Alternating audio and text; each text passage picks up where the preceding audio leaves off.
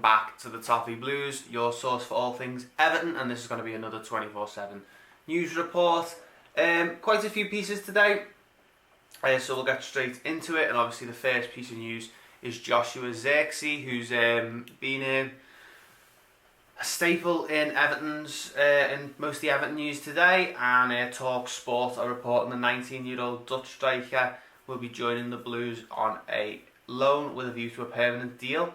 Of course, you know, Bayern Munich striker, we don't know too much about him, but we spoke about this one on the live stream that me and Thomas did, so if you didn't watch that, there should be hopefully a video up on the channel about it. And yeah, we spoke about this one. We seem pretty optimistic about it. Hopefully it happens, because it will be quite an exciting transfer. And yeah, that's going to be the headliner for today. So let us know what you think about Joshua Zirkzee. But obviously we are going to face a bit of competition for him, Parma and Frankfurt to be exact. And TalkSport also revealing that one. And Fabrizio Romano is now reporting that Parma are going to be in talks also with Bayern Munich to sign him. So it looks like it's not going to be as easy as we first thought, and there is going to be a little bit of competition to get him.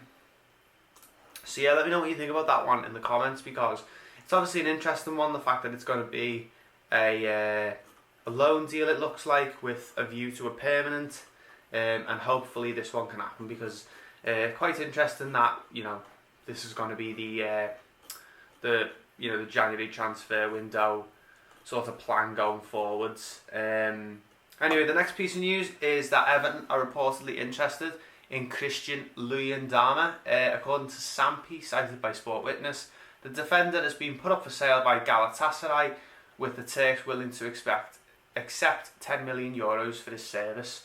Aston Villa are also said to be interested in him. Not sure what sort of player he is. The article says Everton were linked with him in the summer, but they were well covered at centre-back. So wouldn't expect this one to happen anytime soon. And obviously with how well our centre-backs have been playing, this one's a bit confusing. If he is a centre-back, he's probably going to be cover. I'm not sure what type of player he is, but 10 million euros is quite a lot for a player that's not going to be playing every week.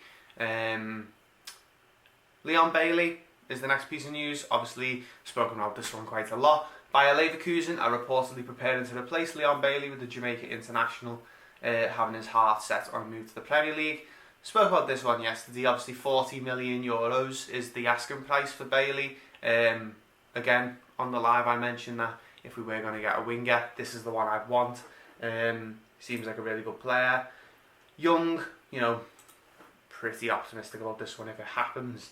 The next piece of news is Dele Alli again, who was linked with Everton a bit earlier in the window, you know, the end of December, sort of stuff like that. The news today is that Daniel Levy is reportedly refusing to let him leave. Pretty much the same news as what I brought you yesterday. But apparently Spurs have now blocked that transfer and they will not let him go.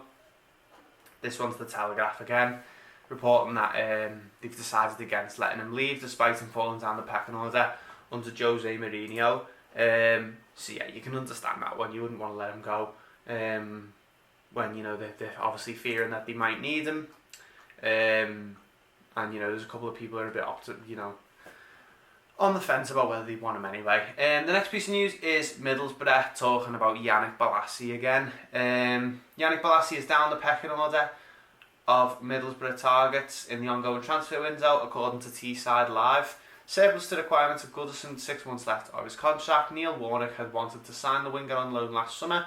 However, the deal did not happen, despite negotiations going into the final day of the transfer window. Teesside Live claim Borough retain interest in Bolasie, but will only make a move if they miss out on other targets. So it looks like he's going to be very much an option for Middlesbrough if they can't get other players. Obviously, we'll be keen to get rid of him, that he hasn't played very much.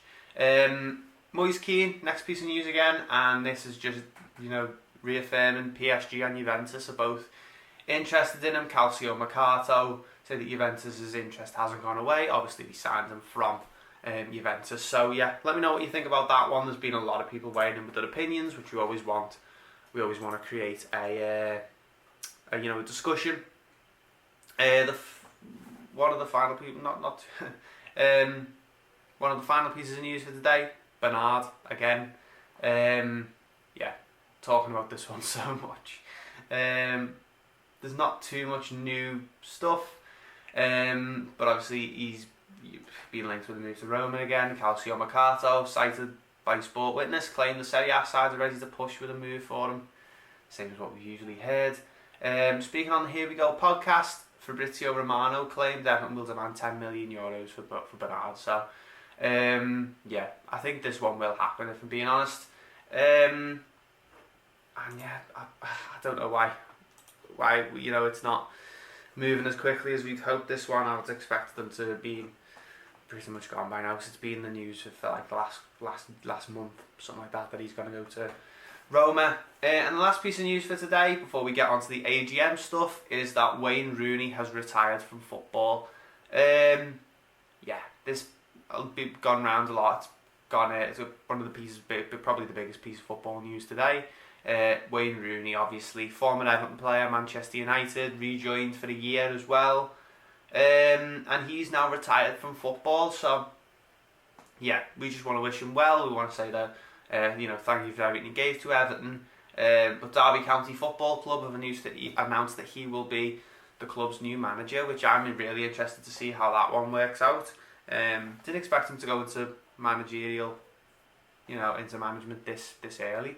But obviously it had been spoken about that Derby were interested in having him as the manager. He takes up the position on a 2.5-year deal, which runs until the summer of 2023.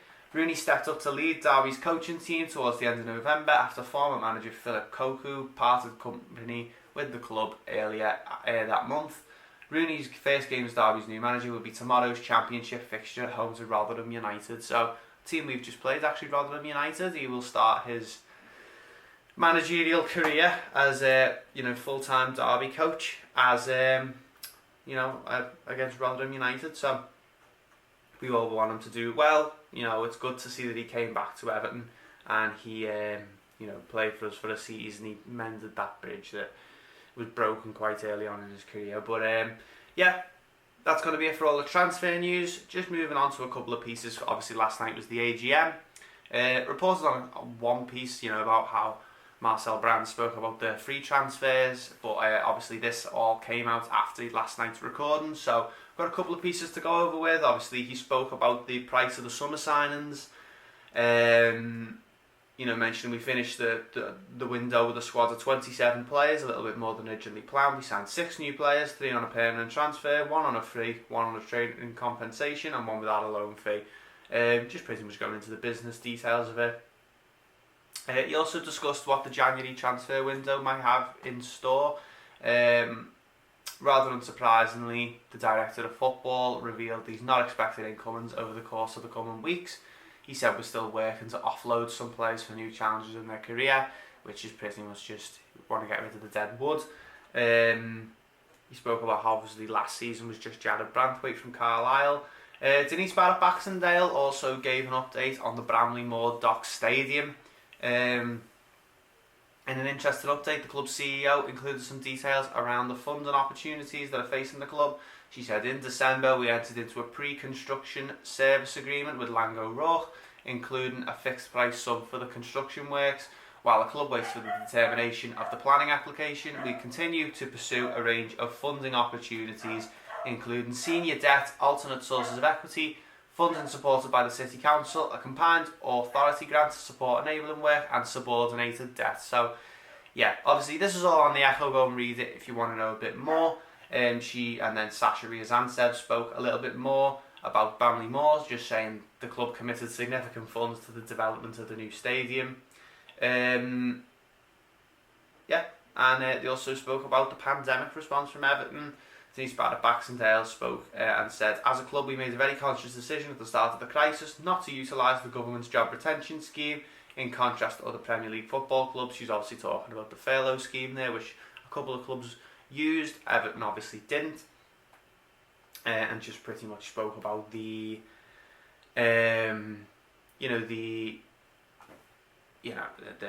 how Everton really didn't need the furlough scheme and decided to pay the staff properly how we always have done.